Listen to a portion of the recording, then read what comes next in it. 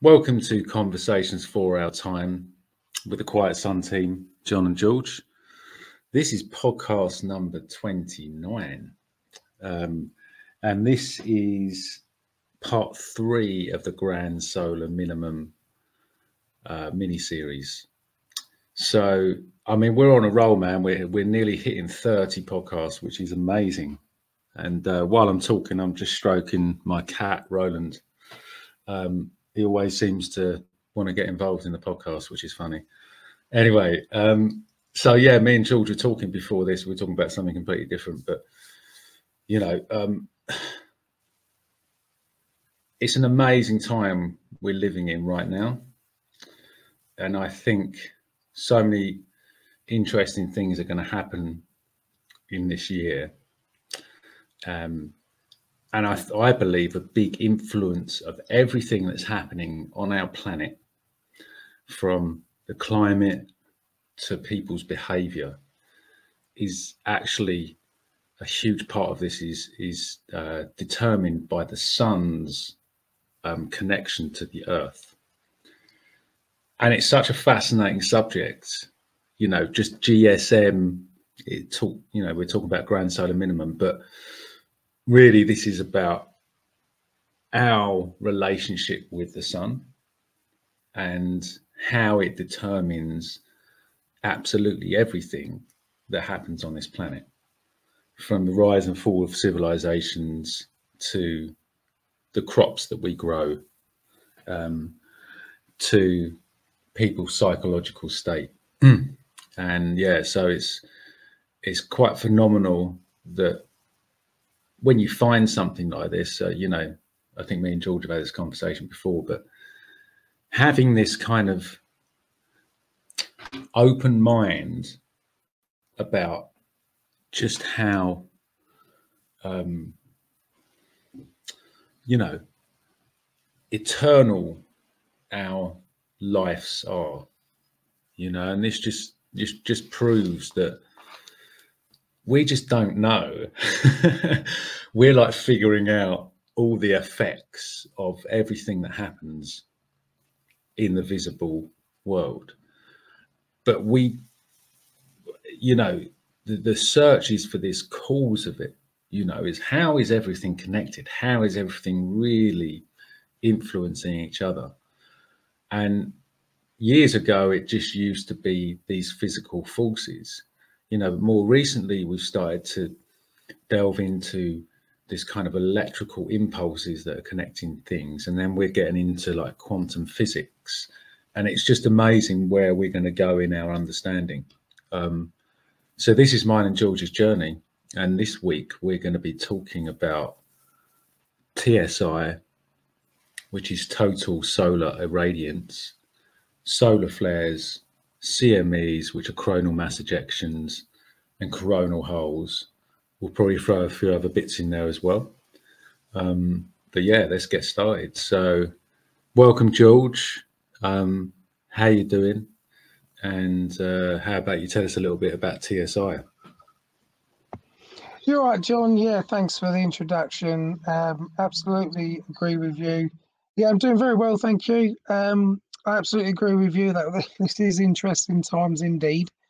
And we really are getting to understand this game of life, and how things really work in this world, and how everything is interconnected, and how that there is always a reason for something happening. There's never any accidents, but it's about understanding how this world really, really works. And especially with those in power, we went into last week just explaining about how the anthropogenic global warming is an absolute scam. And we could go further into that. It's endless, you know, the stuff that they're saying, it's just not true. But we want to talk more. I mean, I think we done a grand job in explaining last week of how much of a scam it is. But we want to really get into the power of things, you know, nature. This is what we've been doing on these podcasts, and learning about the sun, and how it really works, what factors are involved, the many factors, because it isn't just one thing that is associated with ground solar minimum. And the TSI, as you say, John, is a major part of the thing that controls our weather naturally. Okay, so TSI is total solar irradiance, right? It's the amount of solar radiative energy intensity that has been given off by the sun that hits the Earth's upper atmosphere. Okay, and the TSI changes during the solar maximum and during the solar minimum. So as that sun's energy output varies, then the climate here on Earth varies, and that's how it works. And that's as simple as that, you know. And the climate has absolutely nothing to do with humans causing global warming. You know, to think that we're more powerful than the sun in that way, even as a collective, is really absurd. Okay, but a lot of total solar radiance means that we get hot temperatures and higher sea levels. And there's always been a correlation with that, looking at the Earth's histories, the climate of Earth, you know, and lower levels of solar radiance means that we get cooler temperatures and lower sea levels. So it kind of makes sense when we learn what TSI is. It just seems to make more sense, you know, as we learn to understand how the sun really works. Okay. And although Earth is, you know, it's only really affected with this everything that we've been talking about if there are multiple 11-year sunspot cycles where the sun's output of energy is low. Okay, and then you get a grand solar minimum, which is what we have been heading into.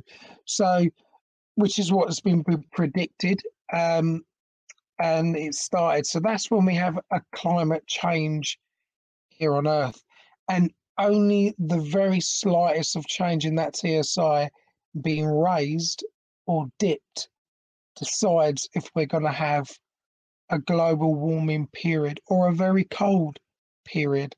So as I say, the natural global warming probably finished about 2015, 2016.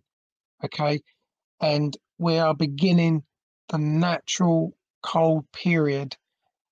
We don't know for sure how cold it's going to be and how long it's going to be for. We have our predictions. John L. Casey is has been very accurate in his book with regards to this and his predictions.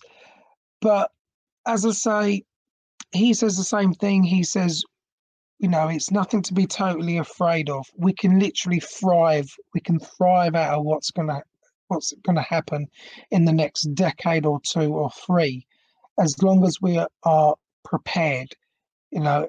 And learning about the sun is empowering you. I think you'll agree, John. Yeah, definitely, George. It is empowering because it is about our connection with the creator of our planet. You know, the sun has been worshipped by many different ancient cultures around the world for millennia, and that says so much for me. And it's provable, you know, that the sun basically gives life to everything. It grows everything. We've said this before.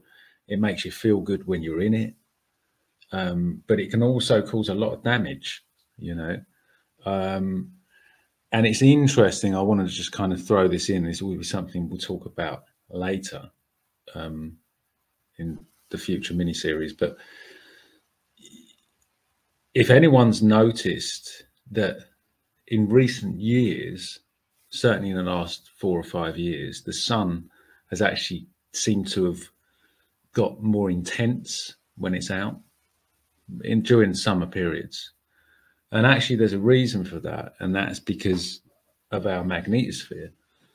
Is as the magnetosphere wanes and it gets weaker, it allows more solar energy in. This is different than TSI, but it's a very interesting kind of thing that there's a lot of things that are observable to us just by being outside. And I think many people today don't really understand what's going on with the climate or even the weather, because they're inside a lot. And it's quite rare to have a job where you're outside. And actually, if you speak to a lot of gardeners, they can tell you how the weather's changed over the past like 30, 20, 10 years or whatever. So yeah, total solar irradiance is a really interesting tool because it allows us to understand what is exactly going on. And as you rightly said, George, you know, this is directly related to the actual energetic output of the sun. So as we're going into a grand solar minimum, obviously the TSI gets smaller.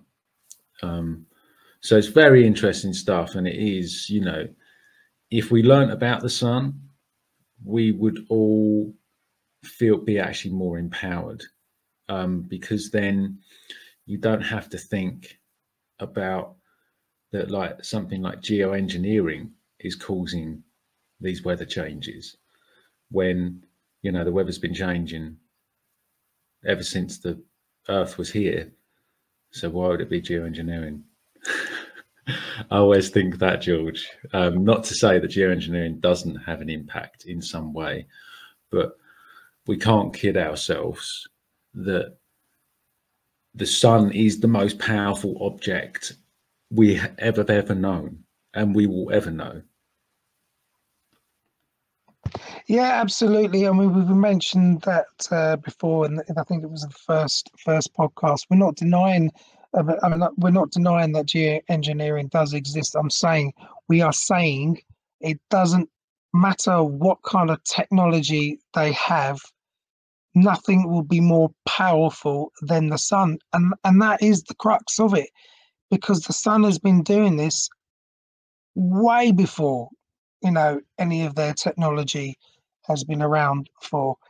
And the weather has been brutal in the history of the earth. It has been absolutely brutal, and we're going to go into this. So it's also a good idea we're going to go into this in future podcasts as well, but you know, it's also a good idea to understand how our weather systems works, how the weather is, and what the factors are that has the impact here on Earth with the Sun-Earth relationship. Because another thing that we need to take into consideration is the jet streams. Okay, the jet streams are bands of strong winds, okay, that generally blow from west to east all across the world. They affect the weather, they affect air travel, many other things that take place in the atmosphere, okay? And they form when warm air masses meet cold air masses in the atmosphere. Okay, so it's a good idea to monitor these jet streams, as they have an impact on our weather here significantly. And there are different temperatures of the air masses because the sun doesn't heat the world evenly, okay? And the air currents are created when heat rises and the cooler air sinks. So depending on the season, these air currents enable the jet streams to travel faster, even up to 250 miles per hour in the winter months. And then when the temperature differences between warm and cold air masses are pretty dramatic, and they can get dramatic, okay? It's not always weather controlled by the controllers of the world in that sense. It's a natural phenomena as well. So it's a double whammy. It's coupled together. So it's like the food industry. We know the food industry is being destroyed deliberately by the controllers of the world, by those in power, but also nature is doing it as well. it's a double whammy. So, but going back into this, that these air currents are high up in the atmosphere, and the jet streams are located in the middle or sort of upper parts of the atmosphere where the troposphere is. Okay, so we need to monitor the jet streams to follow what direction the weather systems are moving to, such as large storms. Our storms have been getting bigger.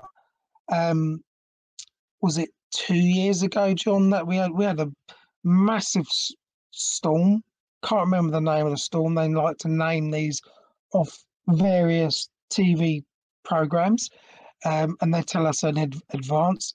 My dad's greenhouse, it all fell apart, and it were other people's plots, you know, and you just kind of, it reminds you of how powerful nature is. Okay, so as I say, we need to monitor the jet streams to follow what directions they go. So as the Earth is cooling, we will see the jet streams behaving strangely, with extreme weather patterns. Okay, gonna say it again, nothing to do with global warming messing everything up. We need to have a basic understanding of the science here and not regurgitate what the news is telling us, okay? Because in the coming years, looking at the Earth's history, there's a good chance we're going to see mega storms, okay? And the heaviest rainfalls, droughts, floods, and extreme blizzards around the world. The places that are used to right now that are getting a lot of rain might not get a lot of rain, and vice versa all over the world. These are the things that are really hard to predict and where. Okay, but it's already happening. You've got New Jersey and New York. They get massive blizzards. They get absolutely massive blizzards. Nothing to what we experience. As I say, things come to a standstill for us if we get a 2 foot or 1 foot snow. We need to be prepared for something major. And there's no harm in preparing, even if it doesn't happen. So what I'm saying though is there are many factors that play here. Okay, as the sun shuts down, the Earth's magnetosphere weakens, as John mentions, and that's the Earth's protection against the solar rays. And we will be bombarded by streams of deadly particles that will hit the ionosphere, which will intensify the extreme weather patterns that we are already experiencing here on Earth. But there are things that play apart from the jet streams. There are other factors in play, John. Yeah, exactly, George.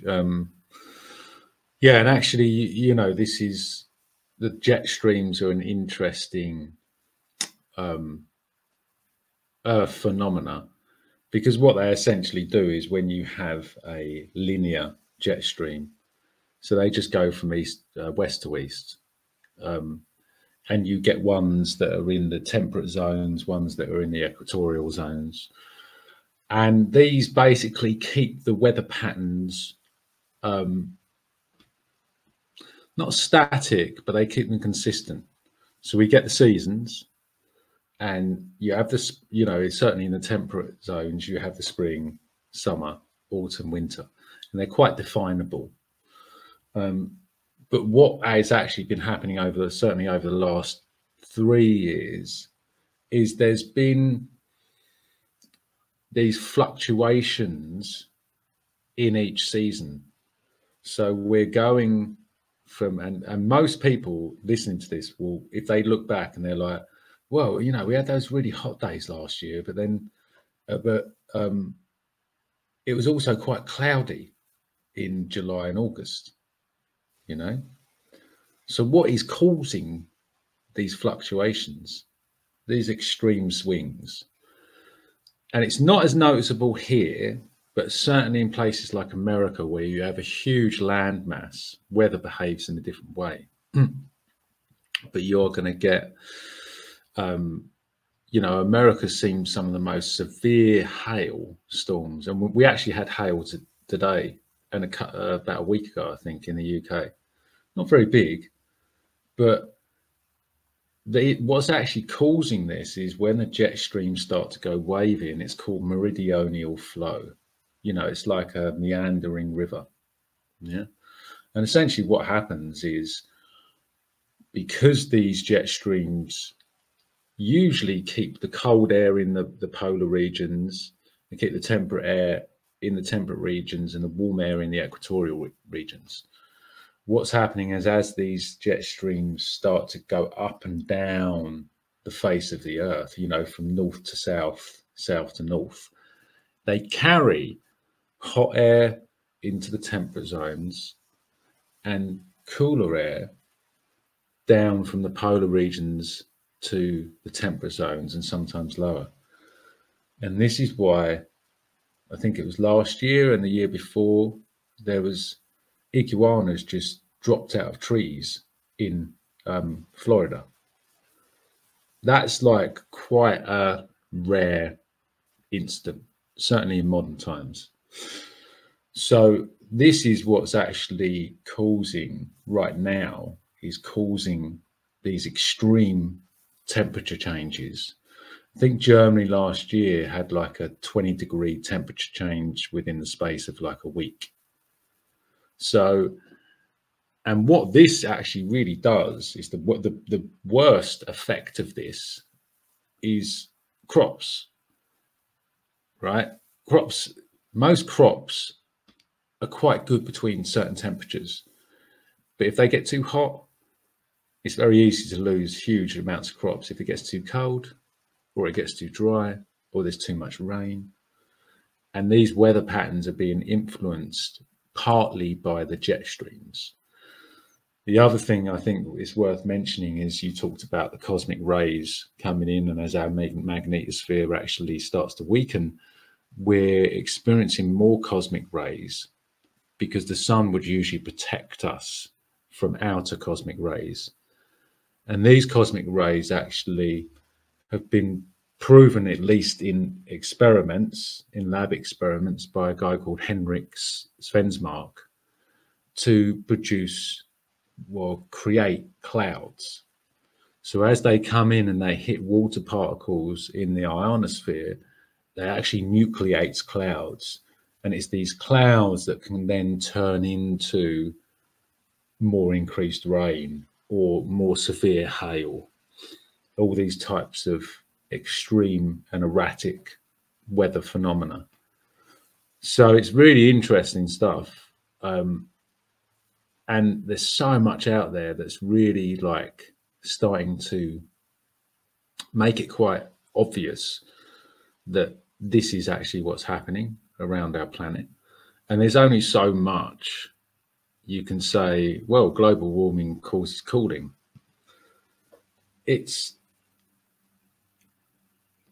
not about that, is it? You know, it's like the sun is, the output of the sun, the change can be very minimal, but because it's such a massive effect on the planet, it causes quite more extreme reactions, you know. And this is what's the fascinating thing. So, you know, what can we do in a situation like this, when actually the most important thing that we need to protect is our food, how we basically survive. So, and this is kind of where permaculture and things like this come in, is because they can actually mitigate against, you know, these old farming systems can't cope with these extreme weather changes, especially when they grow them on such big scales of hundreds or thousands of acres. There's too much to lose. But when you employ permaculture techniques and you create what they call buffers, you can actually protect your crops. Okay, you might not be able to protect like a vineyard against loads of hail, but you can make them more strong and more virile, and be able to deal with at least extreme weather changes. So I think it's, you know, these things are interrelated, and I think it's important that we, you know, me and George are very much believers of connecting things up, and it's important that we kind of connect these things to just illustrate how important knowing about the sun is, because it gives us, knowledge gives us a lot of choice, and it also gives us time to be able to prepare. Yeah, absolutely, John. I agree. It's all about, having time to prepare and being safe and secure, you know, and doing what we can do. It really gives us the confidence that we can get through whatever's coming. But, we are talking about the natural weather systems and what is making an impact here on Earth, and the sun and Earth relationship. I will reiterate what I said. I am aware, of HARP technology and geoengineering. I've got books on HARP, and I was having not a debate, but on I don't go on Facebook much, but I was speaking about the natural weather and the history of the climate change regarding. I saw someone's post, and somebody again said, well, George, look at HARP and geoengineering. I said, look, you've got to go past the last 50 years. You're only going past the last 50 years when they've had technology to do this. There's a whole heap of history here and we've got the data, we've got the proxy data on this, we've got all of this that we can go back and we can tell how brutal the weather was before they had this technology. It's too easy to say the government is doing this, because it's not just that. We need to look at the bigger picture. And then the gentleman that I was talking to on Facebook respectfully calmed down, and he agreed, you do need to look at the bigger picture. You need to look back, way back into the Earth's history, to find out what was going on with the weather and all the different things that are connected to all the different weather systems that we have.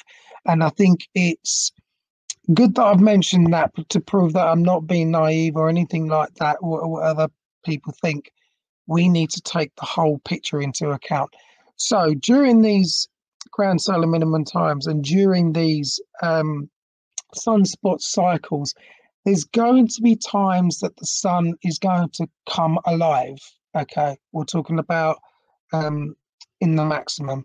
So there's another problem that we do face, is that when, even though the sun is shutting down and it's going into hibernation mode, we will have, in various times in the sunspot cycle, something that we call solar flares. So simply put, solar flares are explosions that are usually observed near the surface of the sun, where there are like these strong magnetic fields that tangle up with each other, okay, and they're often associated with the sunspot activity, right? We are talking here a heap of energy, so much more than we can actually imagine, right? But a heap of energy that is stored in parts of the sun that suddenly erupt, boom, of electromagnetic radiation that can last up to several hours, and they can travel very, very, very fast. Okay, so a solar flare can also trigger coronal mass ejections, CMEs, which are also very, very large and very, very powerful eruptions, that often happen at the sun's corona, that sort of area. So the main difference between a solar flare and a CME is the solar flares are small and local to the sun, and then CMEs are much, much more bigger explosions that travel away from the sun. Okay, and just imagine that these solar flares, right, they contain plasma, these giant clouds of charged particles. And if they head towards the direction of Earth, that could mean very bad news for us. Okay, CMEs can supposedly travel up to such a speed, and it can affect us in just 1 to 3 days, right? And these charged particles can slam into the atmosphere, causing all sorts of disruptions. Okay, and we're talking about disruptions with telecommunications, navigation systems, and of course, these solar rays, when they penetrate through any living organism, right, they can have really devastating effects. People go nuts, okay? Not everyone's going to have the same effect. You know, some people look at it as an upgrade, you know? It's upgrade. I feel like my DNA is being upgraded, but some people will completely lose the plot. Some people will get very sick, you know, and it's happened to John L. Casey. I believe he's been affected by this. So we've got to be very careful. These are the times to really live by natural law and stay in the rhythm of these cycles, stay in the rhythm of Earth, the sun, and astrology, you know, so we don't have these devastating effects. But this is what we call a geomagnetic storm, okay? And it will massively impact the Earth's magnetosphere. More likely, you know, than, you know, it will take out the electrical grid. And we have to start thinking about sometimes the worst case scenario, and it could do. And it will have a knock-on effect to absolutely everything that society relies on. Because let's face it, we absolutely, as a society, rely on the government, rely on the grid. So we have to learn about self-sufficiency. This is what we've been talking about from day one on these podcasts. Okay, we don't know how long we will be out of power for. You know, could be weeks, it could be days, weeks, months, years. So depending on how bad it is. This is why we always talk about our food security and backup supplies. You know, as I say, it's not very difficult to have some rice, some pasta, some dal, some chickpeas, have some bottles of water, start canning, start dehydrating food. If you've got a deep freeze machine, great. You know, just stock up. There's no harm. This is how the ancients were doing it. Well, I wouldn't say deep freeze, but they were preserving food anyway, and they went into hibernation mode. So they knew when these times were going to come, and they prepared very well. Otherwise, we wouldn't be here. Yes, there was lots of people that died, but as I say, there's always been survivors, and otherwise we wouldn't be here. You know, so we've done a lot of these things in our podcasts and in the early days of our channel. So it's just preparing for these types of events and for the future in general.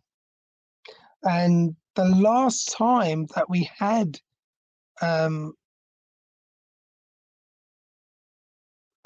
was the Carrington event. It was 1859. That there was a massive destruction there that created this event, and it was the biggest on record there's ever been. It was very, very bad. Telegraph lines burst into flames, you know, burning down telegraph stations, shocking telegraph operators. And this was a major event, and our infrastructure is so fragile, even more so now because we rely on a bigger electrical grid and we have a larger population. So a similar event will absolutely impact us so devastatingly. So once we understand the different aspects of the things that control our climate, things start to make more sense. As I said, you know, we might need to expect it to be cold for the next few decades or a few hundred years. We just don't know, or even longer. You know, but we need to understand what's going on, and we need to have an understanding that we won't be able to grow food in the traditional ways that we've been used to, you know, but we can get the knowledge that is out there, okay? And we need to accept as well that we've been lied to. And a lot of people in society can be left devastatingly unprepared, John. Yeah, George, well said. Yeah, I mean, it's all this journey that we're on in life is a lot more, and it's about something that most people don't expect. And like, you know, even if this grand solar minimum only lasts another 2 cycles, right? For me, it's a reminder of that. The more we resist these things, you know, when we try to fool ourselves that living with convenience is actually a healthy way to live.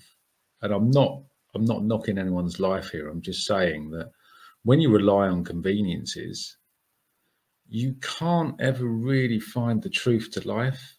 And not everyone necessarily wants to find that.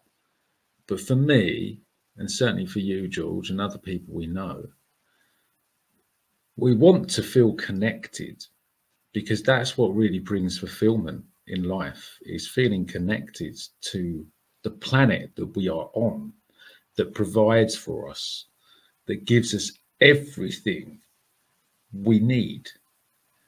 And yet so many of us have been disconnected from it by the illusion of something better. You know, the big lights of the city are better than the country, but quite often, you know, back in the day, they actually brought a lot more deprivation and poverty, you know, because people lost the old way. They lost the old way of living, of being self-sufficient. So yeah, there's so many influences that the sun create. I actually wanted to just mention one more, but there's a thing called coronal holes, and they are, you know, similar to sunspots that we mentioned, or they're similar to solar flares in the way that they are a lot of magnetic energy in one place. But whereas sunspots and the solar flares and CMEs that come from sunspots are lower down in the atmosphere, in the photosphere, the coronal holes actually form in the upper atmosphere. So that's actual the corona. And these holes can stick around for a long time. And sometimes, you know, as the sun spins round, you'll see a coronal hole that goes past, and 27 days later, when you see that same part of the sun, the coronal hole is still there. And what coronal holes do is, rather than shooting out these blasts of energy that we get like from solar flares and CMEs, they're like a constant stream, and this stream is like called a coronal stream. And that coronal stream has a lot of energy, a lot of energy, but it acts in a slightly different way. So it causes the solar winds that we get. And these solar winds are partly responsible for geomagnetic storms. And again, these things interact with the Earth's atmosphere and influence the weather. They influence even things like earthquakes, people's behavior, people's physical health. So there's a lot going on. And no one really knows where sunspots or coronal holes, or how they've actually formed. And this is a mystery because we can't get inside the sun. But it is quite amazing how we can observe these things on the sun. And these coronal holes, you know, I've read a few papers on this, are linked to predicting weather.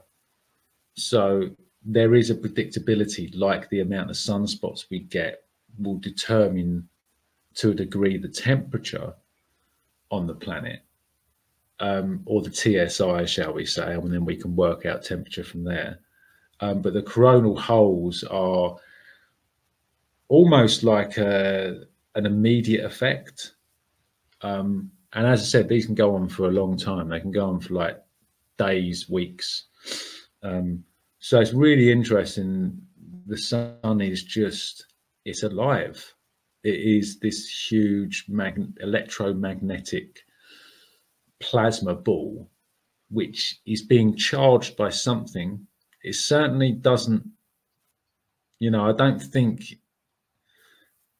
it's gonna like get bigger and then, you know, like they explain in like in the Big Bang Theory. I think there's something different. I heard one thing about like suns are basically transformers. You know, they use the analogy of it being a transformer. So something's powering that transformer. And that's what I find amazing, because we just don't know, man. You know, we're just working it out, you know, and it's great that we can be involved in this. You know, I feel very privileged to be able to actually find this information interesting and awe-inspiring. It is, for sure. It is awe-inspiring, and there's so much to learn. As I say, we don't want to make this overwhelming for people, but you know, we've got to be serious as well. You know, the 1859 Carrington event should be a little bit of a wake-up call on, you know, that can prove and show what can happen if we're not prepared. But there are many things that we can do. You know, there are many things that we can do to empower ourselves, and just not, you know, feed into the fear. At the end of the day, your government is not going to give you your food security. We have to do this ourselves, you know, and ultimately it's down to the food.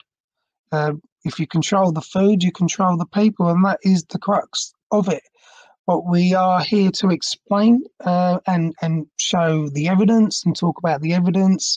We will always put down the relevant links so people can go away and do their own research. If there's a particular aspect of what we're talking about interests you more, you might want to go away and learn more about that. But all of this of what we're talking about, as I say, is very well documented. And we just got to learn. We just got to learn what has already happened.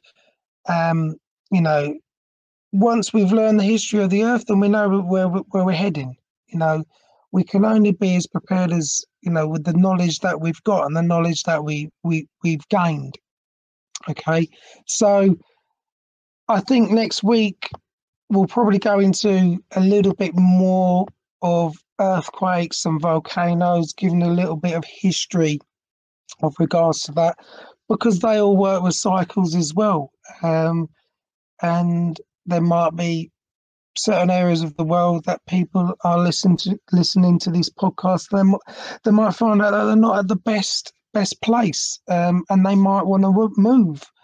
You know, we just have to do what we have to do to get through these coming times, and we do the best that we can, John.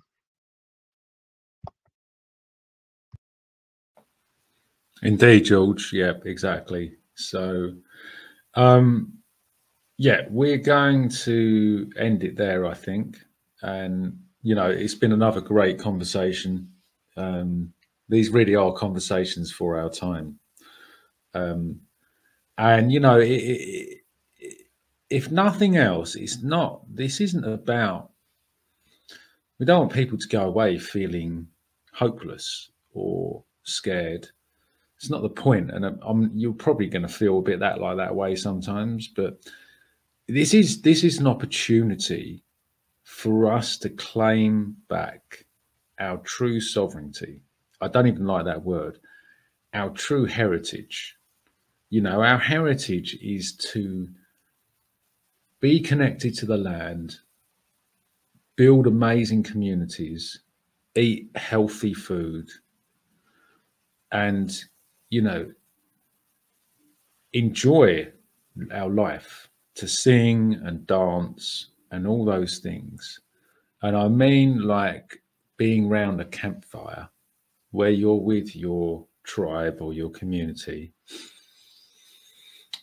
and you're all appreciating each other, you know, because this is, if we're all connected to the land and we know, you know, we live by our values, we don't end up resenting other people because we're being true to ourselves, and we have far less, you know, issues in the mind because we're being true to ourselves.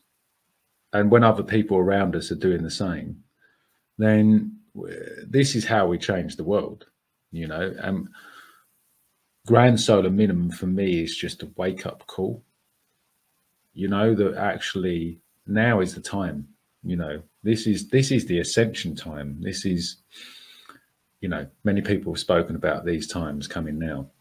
So I think we're living in a great time, and there'll be loads more uploads. There'll be lots more people who are starting to wake up, and it's amazing to be part of it. So thanks very much, everybody. Enjoy the rest of your week, and we'll see you next week. See you next week, folks.